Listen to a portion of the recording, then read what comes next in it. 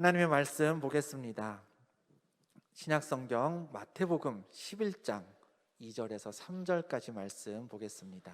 제가 봉독하겠습니다.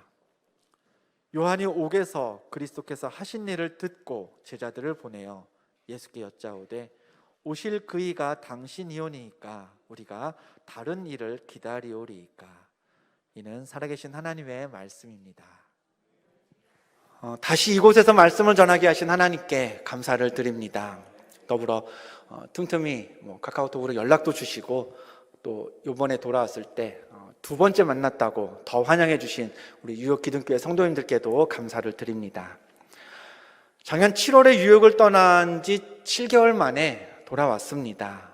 지난번 백신을 맞고 마비되었던 얼굴도요, 그래도 많이 회복되었습니다. 특히 눈은 거의 불편한 게 없을 정도로 회복되어 가지고요, 이제 마스크 쓰고 다니면서 이제 눈만 이렇게 드러내고 다니면 모르시는 분들은 못 알아보시더라고요. 그 정도로 눈의 깜빡임이나 눈의 움직임은 완전히 좋아진 것 같습니다. 더불어서 이제 코와 입 쪽도 마저 회복될 줄로 믿습니다. 이 사람 얼굴이요 참 신기합니다. 고작 요쪽 입 주변 코 밑에 언저리 여기에 근육이 잘 안 움직이니까요. 남자분들 경험 있으신지 모르겠습니다. 우리가 면도할 때 보통 이제 요 오목한 굴곡진 부분들을 이렇게 좀 판판하게 해가지고 이제 면도를 해야 이제 깔끔하게 잘 되거든요. 근데 이쪽은 면도가 잘 되는데 이쪽은 아무리 애를 써도, 아무리 좋은 면도칼을 써도 손을 대보면 오돌도돌한 게 만져집니다. 잘 안 됩니다. 그리고 유난히 이쪽 마비된 이쪽 코가 잘 막힙니다. 근데 제가 한 번은 이제 막힌 이쪽 콧구멍을 이제 코가 숨을 자동으로 쉬잖아요. 근데 수동으로 매뉴얼로 콧구멍을 이렇게 넓혔더니 코가 뻥 뚫리더군요. 그래서 자다가도 코가 막히면 이렇게 한번 이렇게 들었다 놨다 하고 다시 잠자고, 그게 습관이 되었습니다. 참 오묘한 인체의 신비입니다. 불편한 입 때문에 제가 요새 잘 새겨두고 지내는 속담이 있습니다. 입은 삐뚤어져도 말은 바르게 하랬다. 제가 입은 조금 비뚤어져 보이지만 하나님께 기도하고 또 지혜 구하면서 최선을 다해 준비한 말씀, 이곳에 머무는 동안 하나님 뜻에 거스르지 않도록 바르게 전하려고 애쓰겠습니다. 새벽에도 말씀 최선을 다해서 전하고요, 또 3월에 광고 드린 대로 PBA 성경신학원 클래스도 진행하려고 합니다. 하나님 말씀을 알아가는 기쁨, 말씀 때문에 돌이키고 또 말씀 때문에 새롭게 결단하는 그 은혜, 여러분 모두와 함께 나누게 되기를 소망합니다. 벌써 오래전입니다. 저는 2002년 한일 월드컵을 제대로 즐겼습니다. 대학교 3학년 때였으니까요.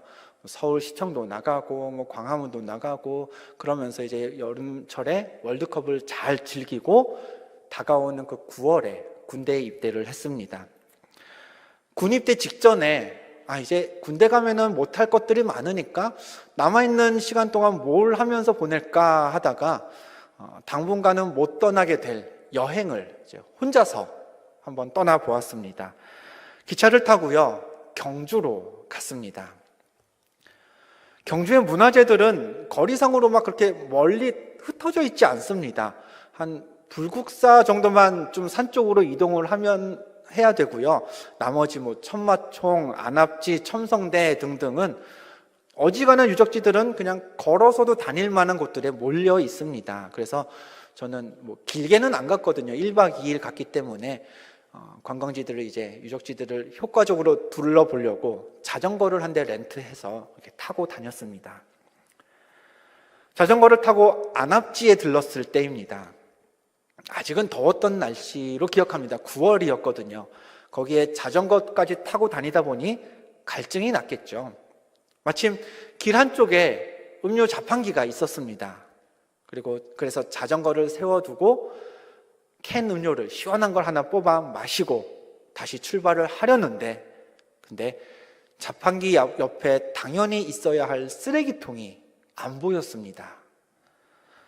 순간 내가 마신 제 손에 들려있던 그 빈 캔을 어찌할까 잠깐 고민했습니다.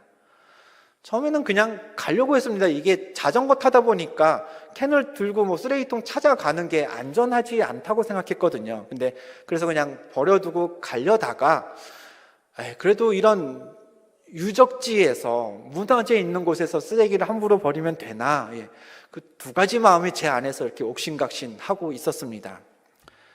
어떻게 했을까요? 어느 마음이 이겼을까요?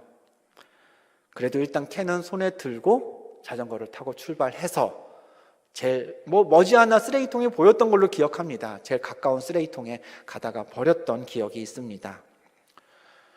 별일 아닙니다. 별일이 아닌데 제가 이 일을 20년이 지난 지금까지도 기억하는 이유는 따로 있습니다. 그렇게 주중에 1박 2일 경주 여행을 마치고요, 바로 돌아오는 주일에 교회에 갔습니다. 주일에 오전 예배가 끝나고요, 이곳에서도 이제 요 예배 마치면 다들 이제 로비에서 뭐 카페에서 뭐 방에서 지하에서 뭐 오손도손 만나서 이야기들 나누시잖아요. 이제 제가 있던 교회에서도 그런 때였습니다. 예배 다 마치고 로비에 사람들이 이제 바글바글 할 때 제가 이제 어슬렁거리고 있는데 뒤에서 누가 이렇게 어깨를 톡톡톡, 이렇게 어깨였는지 등이었는지 이렇게 저를 톡톡톡 쳤습니다. 돌아보니 초등학생 아이가, 이제 아이니까 키가 작으니까 저를 이렇게 올려다보면서 이런 말을 했습니다. 혹시 주중에 경주에서 자전거 타고 가시다가 음료수 드시지 않으셨어요? 네. 참고로 제가 당시에 경주 부근에 살았던 게 아닙니다. 제가 인천에 살았는데요, 인천에서 경주까지 한 350km, 마일로 따져도 200마일이 넘는 거리입니다. 깜짝 놀랐습니다. 그래서 제가 어떻게 아냐고 물었더니 자기가 주중에 학교에서 수학여행을 경주로 갔었답니다. 제가 갔던 그날에 말이죠. 그래서 이제 안압지를 둘러보는데 멀리서 제가 음료수 마시는 모습을 봤답니다. 당시에 제가 군입대 전에 주일에 저녁 예배 때 이제 반주를 했었거든요. 그래서 딱 요 위치쯤이었습니다. 여기서 이제 막 반주하고 있으니까 이 초등학생 아이도 엄마 따라 저녁 예배 슬쩍슬쩍 왔다가 반주하는 사람 저기 있네? 그러면서 그냥 보고 다녔는데 마침 경주에서 그 사람이 눈에 띄었던 거였죠. 아이에게 그 얘기를 듣는 순간 저한테 무슨 생각이 났을까요? 음료수 캔. 네. 그게 제일 먼저 생각이 났습니다. 어휴, 다행이다 싶었죠. 길가에 안 버리길 얼마나 잘했는지. 그거 버렸으면 아마 걔는 집에 가서 엄마, 나 반주하는 그 선생님 만났는데 쓰레기 그냥 버리고 가더라, 뭐 이런 얘기부터 했을 거 아닙니까? 다행이다 싶은 생각과 동시에 또 한 가지 생각이 들었습니다. 나는 저 아이가 누군지도 모르는데 제가 나를 알아봐 주네? 이거 반주하는 거 괜찮은데? 싶은 약간 으쓱한 느낌, 그런 것도 없지 않아 있었습니다. 여러분도 비슷하지 않을까요? 생각지 못한 장소, 예상하지 못한 때에 나도 잘 모르는 누군가 나를 먼저 알아본다. 그러면 아마 두 가지 생각 저처럼 드실 겁니다. 첫 번째는 내가 지금 옷을 너무 편하게 입은 거 아닌가? 내가 뭐 실수한 거 없겠지? 이런 당황스러움이 절반이 있다면 나머지 절반은 이런 분이 나를 알아봐 주시네 하는 뿌듯함도 있겠죠. 그럼요, 그 반대의 경우는 어떨까요? 당연히 나를 알아보아야 할 사람이 알아보지 못한다. 작년에 제가 뉴욕에 와서 여러분과 식사도 하고 이야기도 나누었는데 7개월 만에 와가지고서는 저기 누구신지 이러면은 여러분들 아마 당황도 되시겠지만요, 그건 두 번째 문제고, 일단은 기분이 꽤 나쁠 겁니다. 좋지 않으실 겁니다. 불쾌하기도 하고, 내가 지난번에 밥은 왜 사드렸나 그러면서 뭐 자존심도 상하기도 하고 그러시지 않을까요? 오늘 본문이요, 이처럼 사람을 알아보는 것에 대한 말씀입니다. 말씀의 주인공 세례 요한은 예수님께 묻고 싶은 게 있었습니다. 그런데 그는 지금 예수님을 만나지 못하는 상황이었습니다.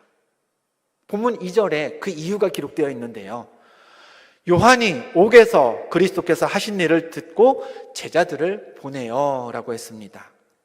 요한이 지금 어디 있다고요? 옥에, 감옥에 갇혀 있습니다. 당시 세례 요한은 유대의 통치자 헤롯 눈에 거슬렸다는 이유로 체포되어 있는 상태였습니다. 그래서 자신이 궁금한 게 있었지만 그걸 자기 발로 찾아가서 예수님께 묻지 못하고요, 대신 제자들을 보내서 물었습니다. 요한이 제자들을 보내서 던진 질문은 이거였습니다. 본문 3절입니다. 오실 그이가 당신이오니까 우리가 다른 일을 기다리오리까.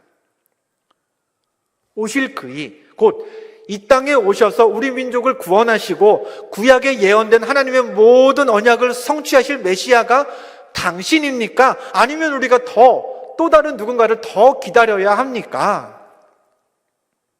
이건요, 그냥 요한이 잠깐 궁금해서 호기심에 물었던 게 아니었습니다. 두 가지 이유로 이 질문은 굉장히 의외의 질문, 남들은 아무도 안 궁금해하고 안 묻는데 요한만 혼자 이상하게 던지는 그런 질문쯤으로 취급되는 게 맞습니다. 그렇게 이 질문을 바라봐야 하는 첫 번째 이유, 이미 너무 많은 사람들이 예수님은 당연히 메시아라고 믿고 있었습니다. 성경에서요, 오늘 본문 앞서서, 오늘 본문 이전에 기록된 예수님의 기적들만 한번 정리해 볼까요? 예수님은요, 귀신 들려서 말 못하는 사람을 고치셨습니다. 두 맹인의 눈을 뜨게 하셨고요, 죽은 야이로의 딸을 살리셨습니다. 그리고 야이로의 집으로 가던 중에는요, 한 여인이 예수님의 옷만 만지고서 혈루병이 나았습니다. 또 직접 만나지도 않은 백부장의 하인을 말씀만으로 고치기도 하셨고요, 나병 환자도 깨끗이 나았다라고 성경에 기록되어 있습니다. 이런 기적들만 당시에 이슈가 되었던 게 아닙니다. 마태복음 7장의 말씀을 우리 같이 읽어보겠습니다. 시작. 무리들이 그의 가르치심에 놀라니 이는 그들의 서기관들과 같지 아니함일러라. 아멘. 사람들은요, 예수님이 행하신 기적은 물론이고 이미 새로운 가르침, 그 말씀에도 놀라고 있었습니다. 예수님의 가르침에 놀라고 말씀의 매력을 느낀 사람들 어떻게 했을까요? 마태복음 4장 25절을 보겠습니다. 갈릴리와 데가볼리와 예루살렘과 유대와 요단강 건너편에서 수많은 무리가 따르니라. 사람들은 예수님의 말씀의 은혜를 받고 이미 예수님을 따르고 있었습니다. 2000년 전에 그 유대 팔레스타인 사람들은요, 예수님이 이전에 어떤 선지자와도 다르다, 특별한 분이시다라는 걸 알고 있었던 거죠. 예수님이라면 로마의 압제로부터 유대 민족을, 우리 민족을 충분히 구원하실 분이다 라고 생각했습니다. 그러니 예수님을 향해서 요한이 던졌던 질문, 당신이 약속된 메시아입니까? 라는 질문은요, 물을 필요가 없었던 질문입니다. 물으나 마나 그 대답은 yes 였던 거죠. 세례 요한의 질문이 이상한 질문인 두 번째 이유가 또 있습니다. 세례 요한과 예수님의 관계이죠. 누가복음 1장을 보면요, 예수님의 어머니 마리아와 또 세례 요한의 어머니 엘리사벳은 서로 친척이라고 기록되어 있습니다. 그것도 꽤나 가까운 관계였는지 마리아는 예수님을 뱃속에 품고 있을 때 역시 세례 요한을 태중에 품고 있던, 임신 중이던 엘리사벳을 찾아가서 방문했습니다. 그 일을 성경이 어떻게 기록하고 있는지 봅니다. 누가복음 1장 56절 같이 읽을까요? 마리아가 석 달쯤 함께 있다가 집으로 돌아가니라. 아멘. 얼마나 있었다고요? 석 달. 에스타로 갔었나 봅니다. 저랑 똑같네요. 3달쯤 있다가 간다고 하니까요. 마리아가 엘리사벳을 찾아가서 얼굴만 보고 온 게 아니었습니다. 3달이나 있었습니다. 보통 가깝지 않고는 3달씩 있기 힘들겠죠. 그러니 세상 사람들은 몰랐어도요, 세례 요한은 마리아와 예수님과 가깝게 지냈던 자기 어머니로부터 들어서 알고 있었을 겁니다. 예수님의 어머니 마리아가 예수님을 어떻게 잉태했는지, 천사가 그 어머니 마리아에게 나타나서 예수님에 대해 무엇을 이야기해 주었는지 등등을 들어서 알고 있었겠죠. 그랬던 덕분인지 광야에서 세례 요한이 외치던 때부터요, 요한은 이렇게 말했습니다. 내 뒤에 오시는 이는 나보다 능력이 많으시니 나는 그의 신을 들기도 감당하지 못하겠노라. 예수님께 세례를 베풀면서는 이런 말도 했죠. 내가 당신에게 세례를 받아야 할 터인데 당신이 내게로 오시나이까. 요한은요, 예수님이 자신이 범접할 수 없는 굉장히 특별하고 대단한 분임을 알고 있었던 거였습니다. 그런데 오늘 본문에서는 분위기가 좀 다르죠. 정작 세상 많은 사람들은 의심하고 있질 않은데 다른 사람도 아니고요, 세례 요한이 예수님께 질문했습니다. 오실 그이가 당신입니까? 아니면 다른 누구를 기다려야 합니까? 당연히 예수님을 알아보아야 했던 요한이 예수님을 알아보지 못하고 있는 상황입니다. 예수님은 어떠셨을까요? 제가 전에는 안 그러는데 왜 갑자기 날 몰라보지? 하고 당황하셨을까요? 본문 뒤에 이어지는 마태복음 11장 10절과 11절의 말씀을 화면을 보고 읽겠습니다. 우리 같이 읽어보죠. 기록된 바 보라, 내가 내 사자를 내 앞에 보내노니 그가 내 길을 내 앞에 준비하리라 하신 것이 이 사람에 대한 말씀이니라. 내가 진실로 너희에게 말하노니 여자가 낳은 자 중에 세례 요한보다 큰 이가 일어남이 없도다. 조금 길게 말씀하셨지만 정리하면 이겁니다. 요한이 틀린 말 했다? 아니다? 아니다라는 겁니다. 세례 요한이 이상한 질문한 게 아니라는 겁니다. 요한만한 안목을 가진 사람이 세상에 없다고 하셨습니다. 예수님이 정말 메시아 맞아? 라는 그 요한의 의심은 정확한 통찰에서 비롯된 게 맞다라고 예수님도 지금 인정하셨습니다. 그럼 이제부터가 중요하죠. 세례 요한은요, 왜 예수님의 정체성을 의심했을까요? 메시아로 오신 예수님을 왜 메시아가 맞냐고 물었을까요? 그리고 그 안목을 예수님은 왜 또 칭찬하셨을까요? 이스라엘 민족은 오래전부터 메시아를 갈망하던 사람들이었습니다. 아니, 사실 정확히 말씀드리면요, 이스라엘은요, 메시아가 아니라 메시아가 도래해서 이루어갈 새로운 시대를 갈망했습니다. 엄밀히 말했을 때 이스라엘이 진짜 학수고대하며 기다렸던 것은 메시아로 오실 인물 자체가 아니었습니다. 메시아가 와서 회복할 그 옛날 다윗 시대의 위대했던 왕국, 어느 민족의 지배와 간섭도 없이 누렸던 다윗과 솔로몬 그 시대의 평안과 풍족함을 기다리고 있었던 거죠. 그런 시대를 이루기 위해 메시아는 다윗 이상으로 힘있고 능력 있는 사람이어야 했는데 예수님 정도라면 그 인물에, 그 역할에 가장 잘 맞는 인물이다. 당시 이스라엘 모두가 공감하고 있었던 내용이었습니다. 즉, 예수님 정도로 병자들의 병을 고치신다, 성남 바다의 파도를 잔잔케 하신다, 귀신들마저 두려워하는 저분, 오병이어로 수천 명을 배불리 먹이시는 이분, 이스라엘이 보기에 이 정도의 능력치를 가진 예수님 정도면 새로운 다윗 시대를 이루기에 충분했던 거죠. 다만 한 사람, 세례 요한의 생각만은 조금 달랐습니다. 예수님이 병자들을 고치셨지만, 또 파도를 잔잔케 하셨지만, 배고픈 이들을 먹이셨고 귀신들에게도 능력을 행하셨지만 그 일만 하는 사람을 진짜 메시아라고 인정할 수 없었던 겁니다. 세례 요한은 말이죠. 적어도 요한이 보기에 메시아라면 율법을 지키기에만 급급하다가 하나님에게서 이미 멀어진 이 지금의 이스라엘 백성들을 다시 하나님께 돌아오는 일을, 그 일을 해야 했습니다. 거룩함의 모양만 남아서 죄의 문제를 해결하지 못하고 있는 예수님 시대의 이스라엘 모든 민족들을 하나님의 자녀로 깨끗하게 씻어주는 일들을 했어야 했는데, 근데 지금 예수님이 하셨던 일들이 다 뭡니까?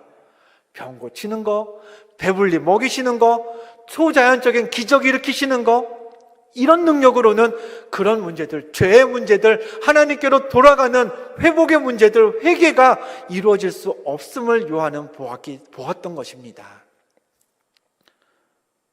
그래서 세례 요한은 갇혀 있음에도 불구하고 제자들까지 보내서 예수님께 물었습니다. 예수님, 당신이 누구인지 내가 압니다. 당신이 하신 일도 내가 압니다.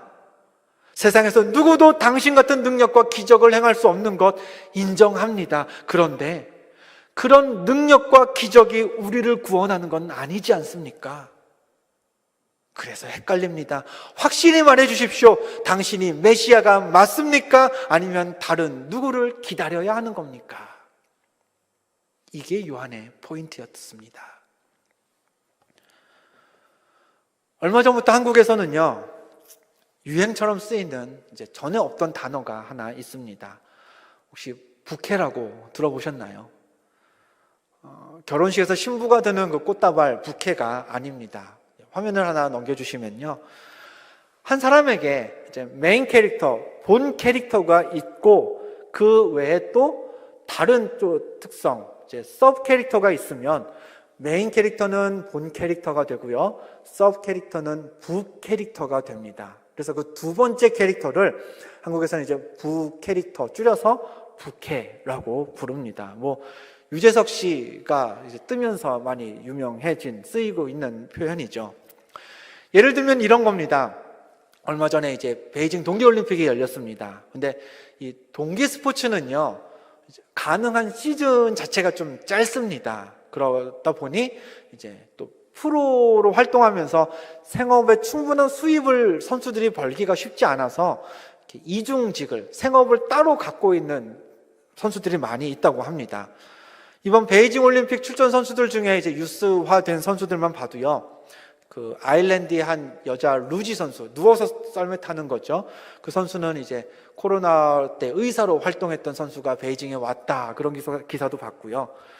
자메이카에서도 스키 선수가 있습니다. 봅슬레이 선수도 있고요. 근데 자메이카의 스키 선수 한 명은 해외에서 막 공연도 하는 유명한 DJ라고 합니다. 또 심지어 덴마크의 남자 컬링팀은 5명으로 구성되어 있는데요. 그 5명 전체가 다 회사원, 재무설계사, 항공기 기술자, 다 자기 직업을 따로 두고 올림픽에 참가한 선수들이라고 해서 화제가 된 것도 보았습니다. 이런 경우에 매일매일 출근하는 그 자기 직업은 본캐가 되고요, 이제 올림픽 때 대회에 있을 때 잠깐씩 참여하는 그 운동선수라는 직업은 부캐가 되는 겁니다. 이 개념을 한번 우리 예수님께 적용해 볼까요? 예수님의 본캐가 뭘까요? 우리가 지난주에도 말씀으로 들었던 요한복음 3장 16절을 화면을 보고 같이 읽어보겠습니다. 시작. 하나님이 세상을 이처럼 사랑하사 멸망하지 않고 영생을 얻게 하려 하심이라. 아멘. 믿는 자마다 멸망하지 않고 영생을 얻게 하는 것, 죄와 허물 많은 우리에게 영원한 생명을 주시고자 십자가에서 피 흘려 죽으신 분, 이게 예수님의 본 캐릭터입니다. 그러나 죄로부터의 구원과 영생의 소망이 예수님의 가장 중요한 역할임에는 분명하지만요, 예수님은 우리에게 영생의 소망만 주시는 분은 아니십니다. 병들어 힘들어하는 하나님의 자녀가 있다면 병고침의 은혜를 주십니다. 물질이 궁핍해서 힘들어하는 이들에게 넉넉함을 주시죠. 영적으로 메말라서 갈급해하는 이들에게는 악한 영을 내쫓고 평안을 선포하시는 분이 예수님이십니다. 갈피를 잡지 못하고 방황하는 이들이 있다면 말씀으로 길을 제시해 주시죠. 진리요, 길이요, 생명 되신 예수님의 역할입니다. 요한복음을 보면요, 죄를 범하고 사람들에게 끌려온 여인이 있습니다. 그 사람들에게, 그 끌고 온 사람들에게 말했죠. 너희 중에 죄 없는 자가 돌로 쳐라. 그렇게 하셨던 것처럼 예수님은 연약한 자, 편들 자 없는 그런 사람들 편에 서서 대변자가 되어 주십니다. 치료자, 공급자, 상담자요, 대변자, 예수님에게는 이런 여러 가지 부캐가 있습니다. 그러면 우리가 예수를 그리스도로 믿는 이유는 무엇 때문인가요? 오늘 여러분이 이곳에 나와서 예수님을 따르며 그분의 말씀을 찾는 이유가 혹시 병고침만 받기 위해서입니까? 배불리 먹기 위해서만 오셨나요? 일터의 동료나 이웃들 중에 나를 불편하게 하는 사람들이 있는데, 달리 말하면 내 자유를 억압하고 내게서 평안을 빼앗는 사람들이 있는데, 예수님이 그 사람들을 놓고 무언가를 좀 해주셔서 나를 자유롭게 해방시켜 주시기를 바라면서 그 마음으로 오시진 않으셨습니까? 아니면 마치 점쟁이 찾아가듯이 내 앞길을 알기 위해 예수님을 믿고 있지는 않으신가요? 요한은요, 그건 메시아의 본 캐릭터가 아니라고 했습니다. 그것만 가지고는 구원이라는 건 이루어지기 어렵다고 보았습니다. 근데 우리는 보혈의 능력으로 죄사함과 영생을 주시는 그 예수님의 본캐보다 예수 이름에 있는 병고침의 능력, 예수 이름으로 얻는 평안함, 예수 이름으로 주어지는 도움과 유익, 여기에 더 목말라 하고 있지는 않은가요? 세례 요한이 던졌던 질문, 오늘 우리가 우리 자신에게 돌아보아야 하는 질문입니다. 우리 뜻만 이루는 게 메시아가 이 땅에 오신 이유는 아니지 않습니까, 예수님? 구원은 그런 게 아니지 않습니까? 예수님 시대에 수많은 사람들이 눈에 보이는 유익을 얻으려고 예수님을 향해서 다윗의 자손이시여 하고 외쳤습니다. 그런 사람들 속에서 세례 요한은요, 구원이 무엇인지, 메시아는 무슨 일을 해야 하는지를 바르게 인식하고 바르게 깨닫고 있던 한 사람이었습니다. 그 세례 요한처럼 예수를 바르게 믿고 바르게 따르는 정확한 영적인 통찰력의 소유자가 다 되시기를 축복합니다. 많은 이들이요, 자신이 바라는 것 얻으려고 신앙생활 하지만 예수 그리스도의 보혈과 죄 씻음, 영생과 천국의 소망을 내 안에, 또 내 가정 가운데, 내 일터에까지 분명하게 심고 그 견실한 뿌리 위에서 예수 이름으로 나타나는 다른 놀라운 능력들까지 다 경험하는 기본에 충실한, 예수님의 본 캐릭터에 충실한 우리 유욕기둥교회 성도들 다 되시기를 주님의 이름으로 다시 한번 축원드립니다. 축원드립니다. 기도하겠습니다. 하나님, 예수님이 행하신 일들만 보고 사람들은 예수님을 메시아라 확신했습니다. 우리도 막연히 좋은 것만, 만족스러운 일만 바라며 신앙생활 할 수도 있지만, 그러나 요한처럼 의문을 가질 수 있기를 원합니다. 이게 정말 구원으로 가는 길이 맞는지, 이게 정말 예수를 그리스도라 믿는 내 신앙의 바른 모습인지 돌아보고 돌이키는 지혜를 우리에게 허락하여 주옵소서. 예수 그리스도의 이름으로 기도하옵나이다. 아멘.